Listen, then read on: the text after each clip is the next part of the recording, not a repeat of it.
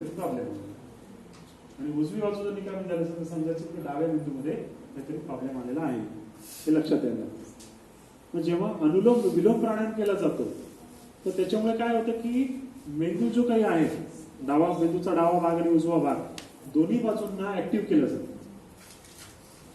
मेंदूमध्ये संतुलन राखलं जातं. ब्रेन बॅलन्सिंग खूप बेस्ट प्राणायाम आहे हा अनुलोम विलोम प्राणायाम.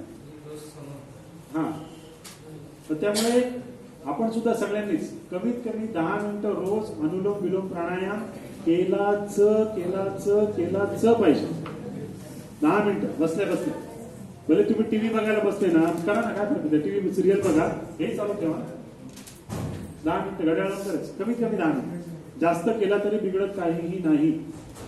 ज्यांना 15 मिनिटं करायचं, 20 मिनिटं करायचं, काय हरकत नाही. हा, किती चालेल, काय मर्यादा.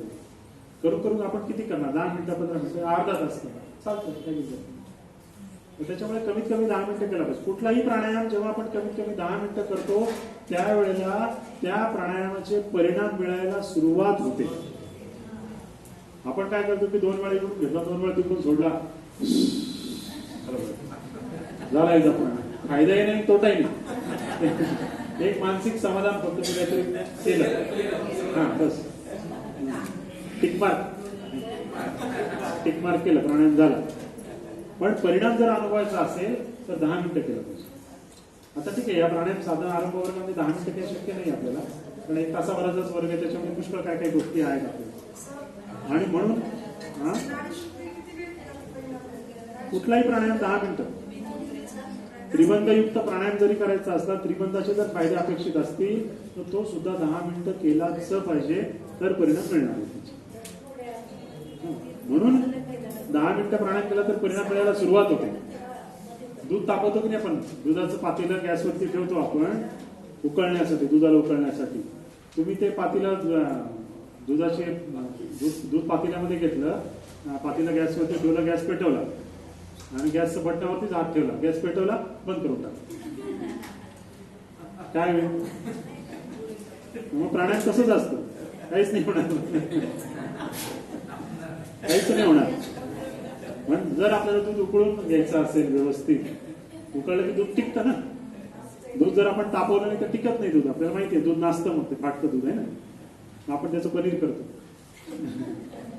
पण दुधाला जर व्यवस्थित पूर्ण उकळी येईपर्यंत तापवलं नाही तर दूध जसं फाटतं, म्हणजे त्याचा तसा काही फायदा नाही आपल्याला. तसं नुसतं प्राणायाम 2-4 आवर्तनं केली तर फायदा पण नाही, तोटा पण नाही, फक्त मानसिक समाधान मिळतं. पण हे या वर्गामध्ये लगेच सांगायचं नाही. कुठे सांगायचं ते मी सांगितलं. हा, म्हणजे पहिल्याच दिवशी तुम्ही सांगून टाकलं की हा प्राणायाम वर्ग आहे, 10 मिनिटं प्राणायाम केला तरच फायदा होतो, नाही तर काही फायदा होत नाही त्याचा. पहिल्या दिवशी सांगून टाकलं तर लोक म्हणतात जाऊ होणारच नाही तर कशाला यायचं, पाहिजे. त्याच्यामुळे ते शेवटी सांगायचं. मी सांगेल तुम्हाला कसं सांगायचं असतं. तर मग अशा पद्धतीने हा अनुलोम विलोम प्राणायाम जो काही आहे हा विद्यार्थ्यांना सांग, महत्व पटवून द्यायचं. त्याचं खूप महत्वाचं आहे आणि खरंच महत्वाचं आहे. आपण सगळ्यांनी करतो. आजकाल ब्रेन हॅमरेजचे प्रमाण वाढायला लागले. अहो, ते 8वी 10वीचे पोरं, त्यांना सुद्धा ब्रेन हॅमरेज व्हायला लागले. एवढं भयानक परिस्थिती आहे. कारण संतुलन नाहीये, ब्रेन मनावरती बॅलन्स नाहीये आणि मेंदूवरती पण बॅलन्स नाहीये. आणि म्हणून ते बॅलन्सिंगसाठी हा प्राणायाम बेस्ट, एकदम रामबाण औषध आहे. कुठल्या औषधात पुढे नाड्या खायची, गोळ्या खायची गरज नाहीये. फक्त 10 मिनिटं प्राणायाम करायचा, ब्रेन बॅलन्सिंग मस्त, एकदम फर्स्ट क्लास. त्या व्यक्तीचा मेंदू एकदम रिफ्रेश होतो, छान केलं. आणि म्हणून तो प्राणायाम खूप महत्वाचा आहे. रोज करायचा 10 मिनिट. सकाळी करा. मी तर म्हणतो ना की तुम्ही टीव्ही बघतात ना, टीव्हीवर सिरियल चालली, रिकाम तिकडे बसलेलंच असतं ना, करायचं. मी तर टीव्हीवर काही बघत असतो तर पद्मासन घालून बसतो. ती सिरियल कधी संपते ते समजत नाही. पद्मासन काही वेळा तर 1.5 तास पद्मासन असतं, कारण लक्ष जात नाही ना, लक्ष टीव्हीकडे असतं. छान आलं उलट अजून. आपल्याला कमीत कमी योग शिक्षक झाल्यानंतर 1 तास पद्मासनामध्ये बसता आलं पाहिजे. एकदा मांडी घातली, पद्मासन घातलं, 1 तासापर्यंत बसता आलंच पाहिजे. हा, सवय करायची. आवड काही नाही ना त्यामध्ये. 1 तास म्हणजे किती मिनिटं? मग काय करायचं की आज जेवायला बसायचं, जेवताना पद्मासन घालायचं, पद्मासन सुटलं की जेवण थांबवायचं. हा. हा, असं कुठेतरी कडक नियम जोपर्यंत आपण स्वतःला लावत नाही ना तोपर्यंत प्रगती नाही. नाही, मग पोटासाठी तरी पद्मासन घालू ना आपण.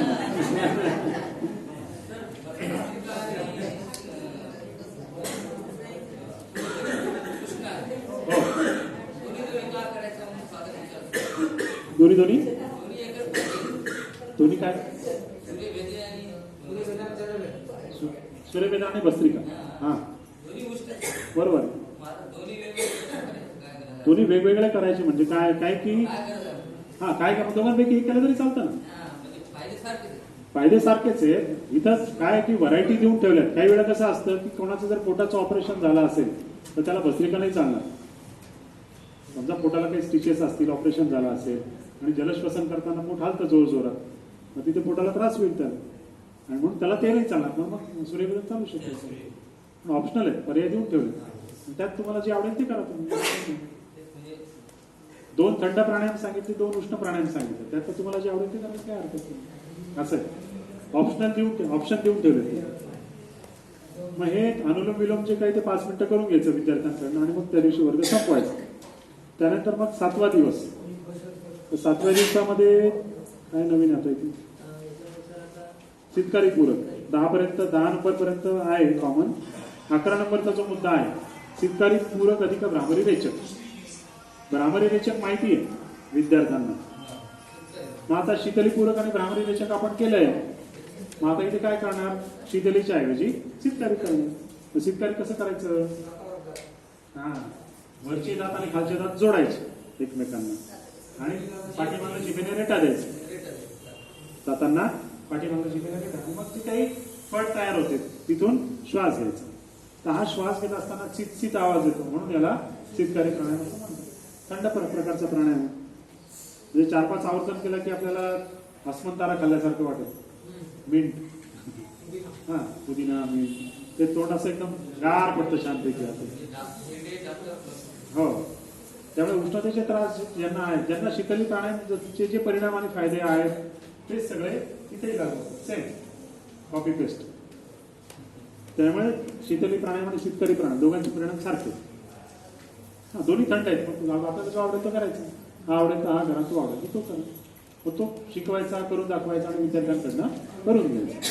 हे 4-5 आवर्तन करून घ्या विद्यार्थ्यांकडनं आणि मग त्यानंतर भस्त्रिका प्राणायाम करून घ्यायचा.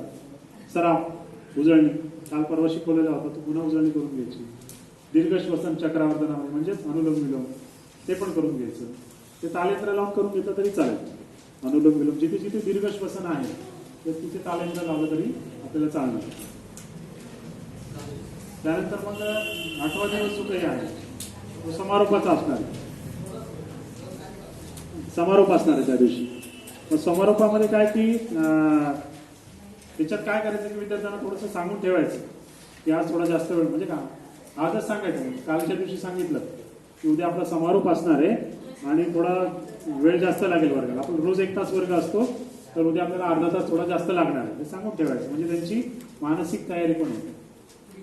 आणि मग सगळ्या प्राणायामांचा थोडा सराव करून घ्यायचा. जे जे आपण शिकवलंय त्या सगळ्या गोष्टीचा सराव करून घ्यायचा तासाभरामध्ये. आणि मग नंतर उरलेला अर्धा तास हा समारोपासाठी ठेवायचा. आणि मग समारोपामध्ये काय तर नेहमीसारखंच आपलं योगगीत आणि त्यामध्ये विशेषतः विद्यार्थ्यांचं मनोगत हा महत्वाचं. म्हणजे आपण जास्त बोलण्यापेक्षा विद्यार्थ्यांना जास्त बोलायला लावायचं. हा त्यांना काय वाटलं प्राणायामाच्या वर्गाबद्दल, तर त्यांना त्यांचे अनुभव असतील, त्यांचं मत काही असेल, त्यांचे काही विचार असतील ते त्यांना मांडायला सांगायचे. त्यांना सांगायचं, सगळ्यांनी आपलं मनोगत व्यक्त करायचं. काही सूचना असतील तर ते आपण सांगा म्हणायचं. आणि मग त्याच्यातनं काही आपल्याला मुद्दे मिळतात, पुन्हा परिणाम काहीतरी सांगतात विद्यार्थी, छान वाटायला लागलं. अर्थात अजिबात परिणाम मिळत नाही असं नाहीये, काहीतरी मिळणार आहे थोडेसे. पण ग्रंथांमध्ये सांगितलेले परिणाम अनुभवण्यासाठी कमीत कमी 10 मिनिटापासून प्राणायामाला सुरुवात केली पाहिजे. तेव्हा त्याचे परिणाम जे आहेत ते आपल्याला अनुभवायला मिळतात. पण अशा अनुषंगाने हे प्राणायामाचा जो काही वर्ग आहे, प्राणायाम साधना आरंभ, तो आपल्याला घेता येतो. आता समजा 8 दिवसाचा प्राणायाम वर्ग आम्ही घेतलेला ठरवलेला आहे, मध्येच एखादी सुट्टी आली, गुढीपाडवा आला, दसरा आला, काहीतरी आला अजून पुन्हा, तर मग तेवढा 1 दिवस सोडून समजा त्या दिवशी जर सुट्टी दिली असेल तर पुढे एक दिवस वर्ग अजून एक्सटेंड करून घ्यायचा. तुम्हाला वाटलं 8 दिवसाच्या ऐवजी आम्ही 10 दिवस घेणार आहे, तरी बिघडत काही नाही. 10 दिवसांचा वर्ग आम्ही घेणार. म्हणजे 8 दिवसाचा सिलेबस असेल आणि पुढे 2-3 दिवस सराव घ्या त्यांचा, तरी चालतं. असंही चालेल. हा पण एक भाग असतो. आणि म्हणून हे 8 दिवसाचं आमचं कॉन्ट्रॅक्ट होतं असं समजायचं नाही. हा, काही लोक कॉन्ट्रॅक्ट म्हणून वर्ग घेतात, त्यातनं कार्यकर्ते नाही मिळत आपल्याला. तो कॉन्ट्रॅक्टर असतो. आपल्याला कार्यकर्ते मिळवायचे वर्गामध्ये, म्हणजे प्रवेश वर्गापर्यंत आणायचं त्यांना. आणि म्हणून त्या अनुषंगाने शिकवताना आत्मीयता, विद्यार्थ्यांशी प्रेमाने बोलून सगळ्या गोष्टी सांगायच्या, चुकांची दुरुस्ती करायची, म्हणजे मग ती आत्मीयता वाढते. आम्हाला पुढचा वर्ग पण करायचा आहे ना, आम्हाला विद्यार्थी आमकाच म्हणतात, प्राणायामाचा वर्ग कसा तुम्ही घेतला आमचा, तसा पुढचा वर्ग पण तुम्हीच घ्या आमचा. पुढच्या वर्गाची पण फिल्डिंग लावून ठेवायची आधीच. वर्ग कुठे घ्यायचा, कधी घ्यायचा, काय घ्यायचं, काय असेल ते सगळं पुढच्या वर्गाला विद्यार्थी मिळतो. असा साधारणतः प्राणायामाचा वर्ग असतो. मग त्यांना सांगायचं की प्राणायामाचा वर्ग आपण केला आहे आणि हा प्राणायाम अशा पद्धतीने आपल्याला रोज घरी सराव, रोज घरी सराव सगळ्याचा सगळा करायचा का? सगळं करायची गरज नाही. मग घरी काय करायचं? मग त्यातला एक, भले तुम्ही जरी टाइम टेबल तयार करून दिलं त्यांना तरी सुद्धा चालणार आहे. की सुरुवातीला प्रार्थना, मग नंतर शिथिलीकरण, श्वसन ध्यान, कपालभातीचा अभ्यास, मग त्यानंतर 1 दिवस शीतली प्राणायाम, 1 दिवस शीतकारी प्राणायाम, 1 दिवस सूर्यभेदन प्राणायाम, 1 दिवस भस्त्रिका प्राणायाम आणि अनुलोम विलोम प्राणायाम रोज करून घ्यायचा. कारण तो महत्वाचा आहे, तो बेसिक प्राणायाम. सगळ्या प्राणायामांचा बेस अनुलोम विलोम, त्यामुळे तो रोज करायचा. मग असं सांगायचं त्यांना. मग प्रत्येक प्राणायाम रोज 10-10 मिनिटं करा, म्हणजे अर्धा तास प्राणायाम होईल तुमचं. आणि अर्धा तास जर ते प्राणायाम करायला लागले रोज, तर मग काय परिणाम तर प्रचंड मिळतील त्यांना, छान मिळतील. 8-10 दिवसातच त्यांना खूप छान वाटायला लागतं, मनोबल वाढेल त्यांचं. डिप्रेशन मध्ये गेलेले पेशंट सुद्धा सहजपणे बाहेर येतात. ज्यांना डिप्रेशनचा त्रास होतो असे लोक सुद्धा प्राणायामाचा अभ्यास केल्यानंतर त्यातनं छानपैकी बाहेर पडतात डिप्रेशनमधून. एवढा छान रिझल्ट आहे प्राणायामाचा. म्हणून मग त्यांना सांगायचं अशा पद्धतीने सराव करा. मग तुम्ही त्यांना टाइम टेबल तयार करून द्या, अर्ध्या तासाचं रोजचं प्राणायामाचं, अर्धा तास, पाऊण तास काय असेल. मग त्यांना सांगायचं याप्रमाणे तुम्ही घरी करायचं. करतात ते घरी. आणि काही अडचण वाटली तर फोन करा म्हणायचं. म्हणून मी शब्द वापरला मग की कॉन्ट्रॅक्टर नाही आपण. विद्यार्थ्यांना सांगायचं जर तुम्हाला घरी सराव करताना काही अडचण वाटली, शंका असल्या, कधी फोन करा. फोन नाही उचलला गेला तर मेसेज टाका, मी तुम्हाला फोन करेन. म्हणजे त्याचं लक्ष द्यायचं. छान वाटेल ना त्यांना असं म्हटलं आपण तर, की आमचे शिक्षक आमची किती काळजी घेतात असं त्यांना वाटायला. आत्मीयता निर्माण होईल एकमेकांसाठी. म्हणून अशा पद्धतीने प्राणायामाचा जो काही भाग आहे तो आपल्याला घेतला गेला पाहिजे. अशा पद्धतीने तो प्राणायामाचा वर्ग आपल्याला घ्यायचा असतो. ठीक आहे, काही शंका? हा, ते काय, हा कागद खूप जुना आहे. हे तुम्हाला जे दिलं ते खूप जुनं आहे. कॅसेट प्रमाणे, म्हणजे त्याचा एक प्राणायाम सरावाची एक कॅसेट बनवली होती आम्ही आणि त्याप्रमाणे तो सराव घ्यायचा असतो. हा, मग ती कॅसेटची सीडी झाली, कॅसेटही बंद झाली आणि सीडी पण बंद झाली. हा, चला, काही शंका प्राणायामाबद्दल? हा,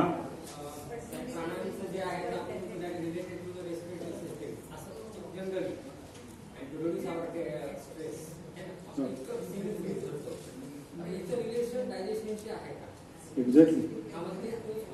हा, काय की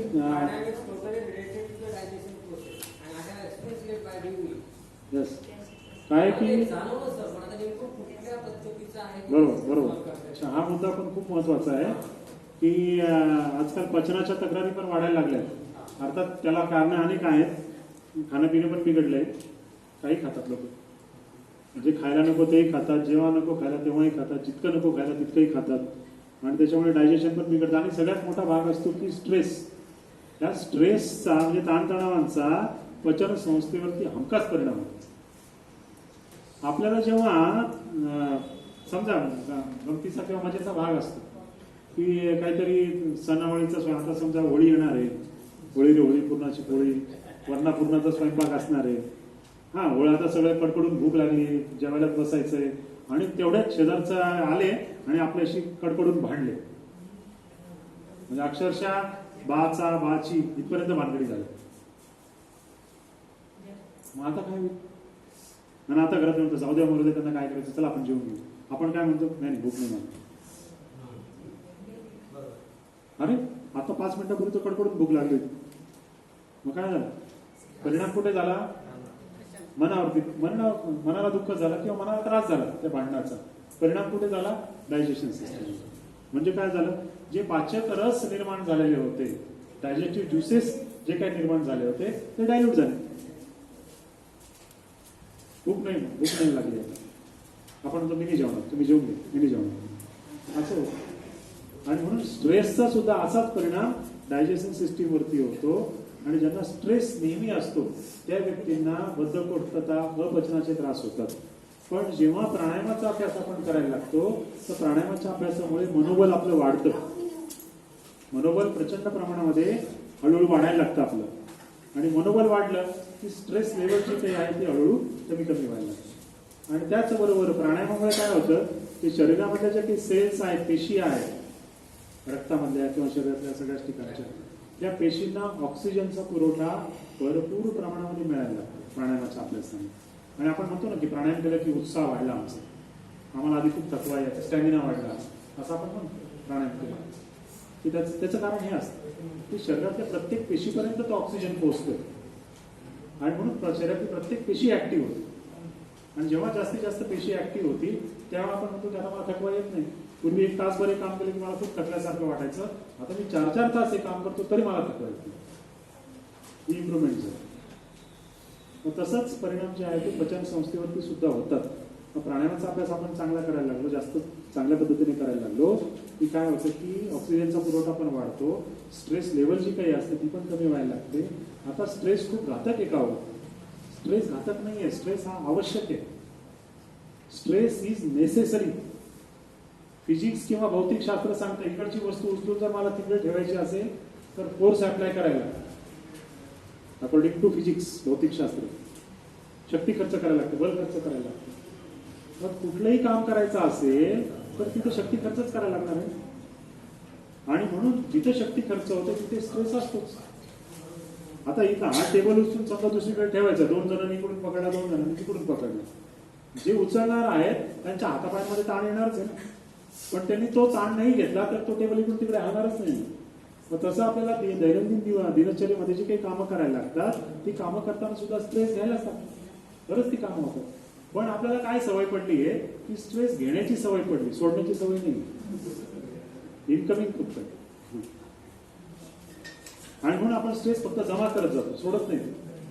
म्हणजे हे स्ट्रेस मॅनेजमेंट महत्वाचं असतं, ताणतणावांचं व्यवस्थापन महत्वाचं असतं. ताण घेणं सोपं आहे, सोडणं अवघड असतं. मग बाहेर ऑफिसमध्ये गेलो, ऑफिसमध्ये बॉसशी खूप माझं कडाक्याचं भांडण झालं, ते भांडण घरी घेऊन आलो, घरच्यांची पण भांडणं सुरू केली.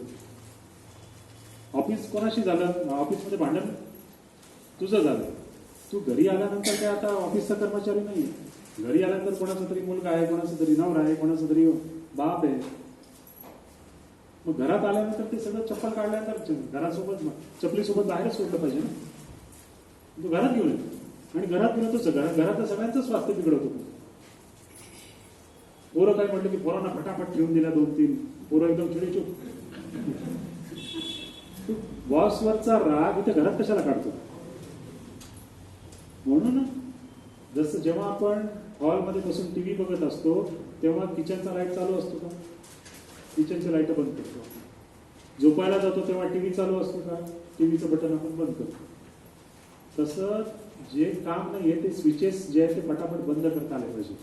ते बंद करणं म्हणजे स्ट्रेस मॅनेज करणं. ते बटन बंद करता येत नाही त्यामुळे स्ट्रेस मॅनेज होत नाही. म्हटलं तर सोपं आहे, सोडून द्यायचं, तिथं सोडून द्यायचं लगेच. ते हा याला स्ट्रेस मॅनेजमेंट. मग ते प्राणायाम केलं की स्ट्रेस लेवल कमी होते, ताणतणाव वाढलेले ताणतणाव कमी होतात. पण प्राणायाम सारखं करत राहिलं की मग त्याचा दुष्परिणाम होत नाही स्ट्रेस. आपण एक भाग म्हणून डायजेशन सिस्टीमवरती परिणाम होतो. नॉर्मली आता आपण वगैरे जे आहे तर posture of the sleeping posture that is also depend related to the respiration.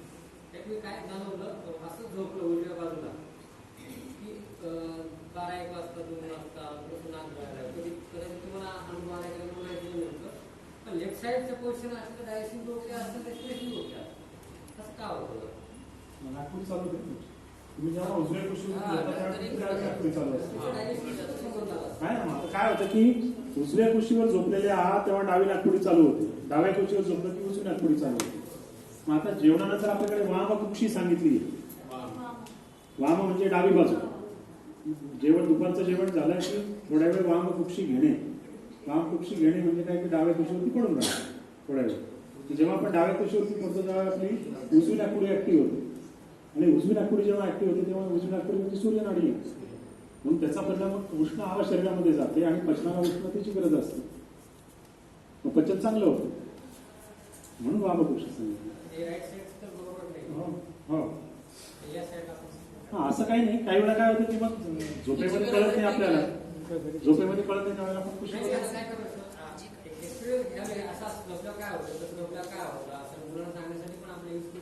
हो हो बरोबर बरोबर बरोबर. ठीक आहे चला पुढचंही घ्यायचं आपल्याला. आता आपण योग संजीवनचा जो काही वर्ग असतो तो योग संजीवन वर्ग तसा म्हणजे खूप सोपा वर्ग आहे पण खूप महत्वाचा पण आहे. त्या संजीवन वर्ग कसा घ्यायचा असतो काय घ्यायचा असतो तर त्या संदर्भात आपण थोडीशी माहिती घेऊया.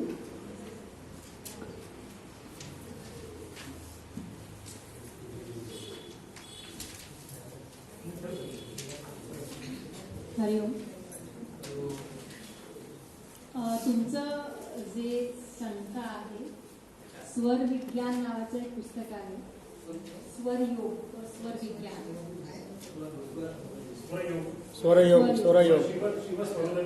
शिव स्वरोदय पण म्हणतात.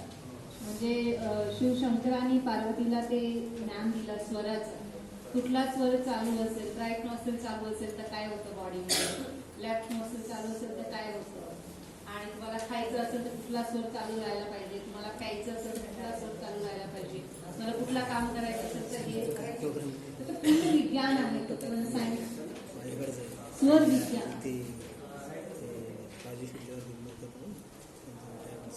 आणि शिव सरोदय पण त्याला म्हणतात. शिव सरोदय म्हणजे ते वेगळे वेगळे नावाने हे पुस्तक भेटते. पब्लिकेशन बिहार स्कूल ऑफ योगाचा पण आहे.